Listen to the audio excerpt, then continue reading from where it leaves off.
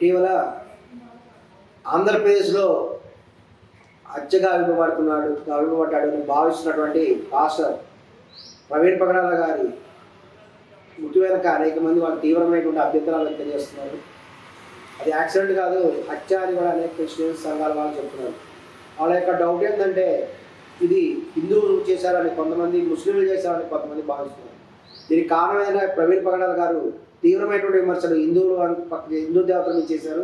అదేవిధంగా ఖురాన్ మీద చాలా దారుణమైనటువంటి విమర్శలు చేయడం జరిగింది. ఖురాన్లో ఉన్నటువంటి వాళ్ళ మత సిద్ధాంతాల ప్రకారం ఎవరైనా మహమ్మద్ ప్రవక్తలు తప్పుగా మాట్లాడినా, భగవంతుని పట్ల అనగా అల్లా పట్ల ఎవరైనా తప్పుగా మాట్లాడినా సరే వాళ్ళు అతనికి మరణశిక్ష విధిస్తారు. ఇది అనేక ముస్లిం దేశాల్లో కూడా అమల్లో ఉంది.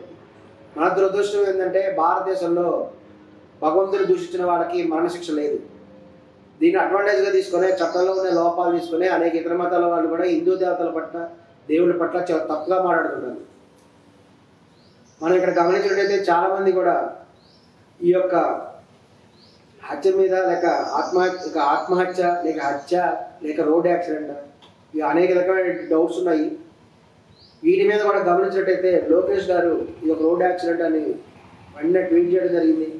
తర్వాత కొంతమంది అక్కడ క్రైస్తవ పెద్దలు చెప్పినట్టు దాని ప్రకారం ఆయన శరీరం మీద ఉన్న గాయాలను బట్టి కూడా దీన్ని ఒక డౌట్ఫుల్ ఒక దాని మీద వివరణ చేస్తున్నారు, పోస్ట్ మార్టం చేస్తున్నారు. సందేహం ఉన్నటువంటి విధానంగా దాన్ని మార్చడం జరిగింది. కానీ అందరూ డిస్కషన్ చేసేటువంటి ముఖ్యమైన విషయం ఏంటంటే పవన్ కళ్యాణ్ గారు ఎందుకు రియాక్ట్ అవ్వలేదు అనేటువంటి విషయం కూడా అందరూ మాట్లాడుకుంటున్నారు. కూటమి ప్రభుత్వం కూడా సరిగా రియాక్ట్ అవ్వలేదు దీని మీద. ఆ యొక్క పోస్ట్ మార్టం కూడా చేసి ఇమీడియట్గా కూడా ఆ బాడీని హైదరాబాద్ పంపించడం జరిగింది. ఈ విధంగా ఆంధ్రాలో మర్డర్ జరిగితే తెలంగాణకి పంపించి వాళ్ళు చేతులు దులిపేస్తున్నారు అనేటువంటి మాటలు కూడా వినిపిస్తున్నాయి. దీని మీద పవన్ కళ్యాణ్ గారిని అందరూ కూడా తీవ్రంగా కూడా విమర్శిస్తున్నారు. దీని వెనక పవన్ కళ్యాణ్ గారి హస్తం ఉందని కూడా కొంతమంది మాట్లాడుతున్నారు. దీనికి కారణం ఏంటంటే రీసెంట్గా పవన్ కళ్యాణ్ గారు ఆంధ్రప్రదేశ్లో ఉన్న చర్చిల మ్యారిటీ మీద కూడా ఒక ఎంక్వైరీ జరగాలి. ఎందుకంటే చాలా చర్చెస్ ప్రభుత్వ స్థలాలు ఆక్యుపై చేసుకొని వాళ్ళు అక్రమంగా చర్చిలు కట్టారని, అక్రమంగా కట్టినటువంటి చర్చిలను తొలగించాలని పవన్ కళ్యాణ్ గారు స్టేట్మెంట్ ఇచ్చారు. అంతేకాకుండా ఈ మధ్య ఆయన సనాతన ధర్మం మాట పట్టారు. సనాతన ధర్మం గురించి తను వాదినని, ఈ యొక్క ముస్లిం మతం మీద ఎప్పుడో అక్బరుద్దీన్ ఓవైసీ గారు చెప్పిన మాటల మీద కూడా తీవ్రంగా వ్యాఖ్యానించారు. అదేవిధంగా ఇతర మతస్థుల మీద కూడా మేము ఆ జోలికి వస్తే ఊరుకో అని స్పష్టంగా చెప్పడం జరిగింది. ఈ విధంగా పవన్ కళ్యాణ్ గారి సపోర్ట్ తోటే కొంతమంది అతివాదులు ఈ యొక్క పాస్ట్ని హత్య చేశారేమో అని కొంతమంది వాదిస్తున్నారు. మరి ఆయన ఎందుకు ఇప్పటివరకు మాట్లాడలేదు అనేటువంటి వ్యాఖ్యలను కొంతమంది చేస్తున్నారు. వాస్తవానికి కూడా ఈ పవన్ కళ్యాణ్ గారికి డిపార్ట్మెంట్కి సంబంధించినటువంటి ఇది కాదు. హోంమంత్రి గారు రెస్పాండ్ అయ్యారు, అనిత గారు. ఆమె దాని మీద తగిన చర్యలు తీసుకుంటామని బహిరంగ స్పందించడం జరిగింది. కానీ ఉప ముఖ్యమంత్రి ఎందుకు స్పందించలేదు అనేటువంటిదే ఈ యొక్క విషయాల యొక్క డౌట్. దాని ఫలితంగానే వాళ్ళ వ్యతిరేకత వల్లనే మన స్థానిక సంస్థల ఎలక్షన్లో కూడా కూటమి ప్రభుత్వం ఓడిపోతున్నది. పవన్ కళ్యాణ్ అనేటువంటి ఆయన తెలుగుదేశం పార్టీకి ఒక గుదిబండలాగా మారిపోయాడు. తెలుగుదేశం పార్టీకి ఉన్నటువంటి కొంత ఓటు బ్యాంకును పవన్ కళ్యాణ్ గారు తొలగిస్తున్నాడేమో అనేటువంటి భయం కూడా ఇప్పుడు ఆలోచన కూడా వాళ్ళు వచ్చింది. ఎందుకంటే ఏ రాజకీయ పార్టీ అయినా ఎలక్షన్లో గెలవాలంటే అందరి ఓట్లు కావాలి. హిందూ ఓట్లు కావాలి, ముస్లిం ఓట్లు కావాలి, క్రిస్టియన్ ఓట్లు కావాలి, అన్ని మతాల ఓట్లు, అన్ని వర్గాల ఓట్లు వస్తేనే ఏ రాజకీయ పార్టీ అయినా గెలుస్తుంది. ఈ విషయంలో చంద్రబాబు నాయుడు గారు ఎంతో జాగ్రత్తగా ఉండి ఆయన రంజాన్ వచ్చినప్పుడు ముస్లింలకి ఈ యొక్క బహుమతులు ఇవ్వడం, వాళ్ళకు సంబంధించిన కార్యక్రమాలు చేయడం, అదేవిధంగా ఈ యొక్క క్రిస్టియన్ సంబంధించిన పండుగలలో ఈ యొక్క క్రిస్మస్ రోజున వాళ్ళకి తగిన విధంగా సత్కరించడం, ఈ విధంగా చేస్తుంటారు చంద్రబాబు నాయుడు గారు. ఆయన ఆ విధంగా అన్ని వర్గాల వారిని కూడా ఆకర్షించే ప్రయత్నం చేస్తుంటాడు.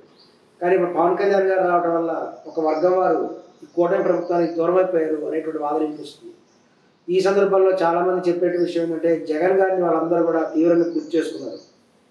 ఇదే జగన్ గారి ప్రభుత్వం అధికారంలో ఉంటే ఈ పాటికి అక్కడ పాస్టర్ కనుక యాక్సిడెంట్ అవ్వటం కానీ హత్య అవ్వటం అనేది జరిగేది కాదు. ఆయన తప్పనిసరిగా ఇటువంటి జరగనివ్వడు అనేటువంటి అభిప్రాయం వీళ్ళలో ఉంది.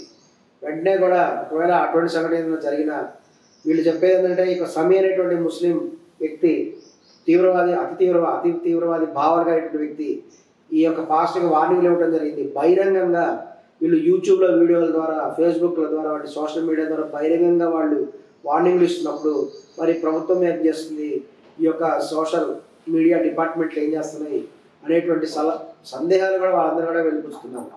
ఏదేమైనా జగన్ గారు ఉంటే ఇటువంటివన్నీ జరగలేదని, జగన్ గారి ప్రభుత్వం వస్తే వాళ్ళకి రక్షణ కలుగుతుందని కూడా ఒక వర్గం, ఒక ఓటర్లు కానీ ప్రజలు కానీ భావిస్తున్నట్టు చాలా గమనించదగినటువంటి విషయం. ఏదేమైనా పవన్ కళ్యాణ్ గారు ఇప్పుడు వెంటనే స్పందించాలి. దీని మీద ఈ యొక్క పాస్ రాజ్యం మీద తన యొక్క అభిప్రాయం వెలువర్చాలి. అప్పుడే ఆయనకి హిందూ మతవాదుల యొక్క సపోర్ట్ కూడా లభిస్తుంది. ఇంకా ఆయన అనుకున్నటువంటి సనాతన ధర్మ బోర్డు కూడా సాధ్యమవుతుంది. మేము హిందూ సంఘాల తరఫున ఈ హత్యను తీవ్రంగా ఖండిస్తున్నాం. ఏ విధంగా ఇటువంటి సంఘటన జరగడం బాధాకరమైన విషయమే. కానీ ఈ సంఘటనకి హిందూ మతానికి ఎటువంటి సంబంధం లేదు అని బహిరంగంగా కూడా విజ్ఞప్తి చేస్తున్నాం.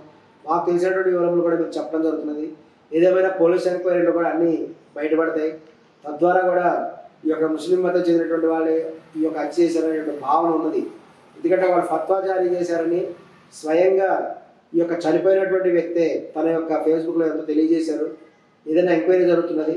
కాబట్టి ఇప్పటికైనా సరే పవన్ కళ్యాణ్ ఈ విధంగా బహిరంగ ప్రకటన చేయాలి. ఈవెన్ జగన్ గారు కూడా ఇనిషియేటివ్ తీసుకుని ఈ యొక్క వ్యక్తికి కూడా న్యాయం జరగాలని విధంగా ప్రవర్తిస్తారని కూడా, అదేవిధంగా అన్ని మతముల వారికి కూడా సమానమైన ప్రాధాన్యత ఇస్తారు అని కూడా మేము భావిస్తున్నాం. నమస్కారం.